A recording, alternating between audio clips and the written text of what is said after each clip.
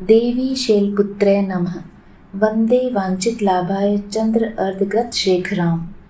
चैत्र नवरात्रि की आप सभी को हार्दिक शुभकामनाएं। माँ भगवती आपके कष्टों को दूर कर आपकी सभी मनोकामनाएं पूर्ण करे। करुणामयी जगत जननी आनंद व स्नेहमयी माँ आपकी सदा जय हो। हे अम्बे, पंखहीन पक्षी और भूख से पीड़ित बच्चे जिस प्रकार अपनी माँ की राह देखते हैं, उसी प्रकार मैं आपकी दया की प्रतीक्षा कर रहा हूँ। हे अमृतमयी माँ, आप शीघ्र ही आकर मुझे दर्शन दीजिए, मैं आपका रहस्य जान सकूँ, ऐसी बुद्धि मुझे प्रदान कीजिए। चैत्र नवरात्रि का पर्व माँ दुर्गा को समर्पित है।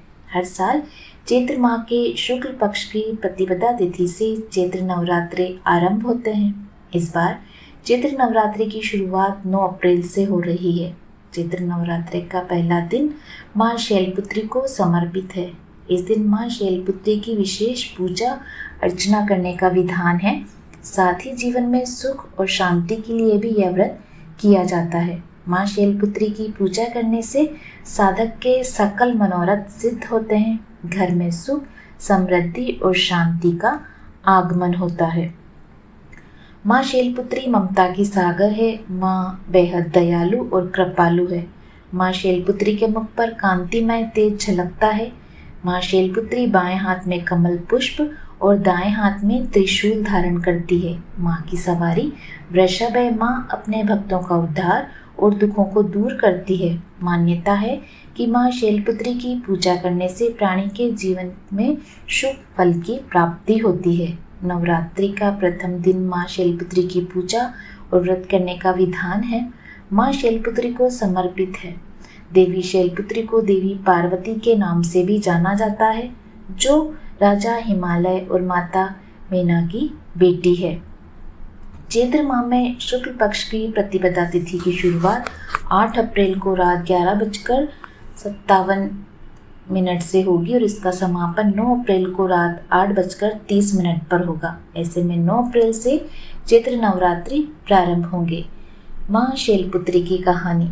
वास्तव में शैलपुत्री अपने पूर्व जन्म में दक्ष की बेटी सती के नाम से अवतरित हुई।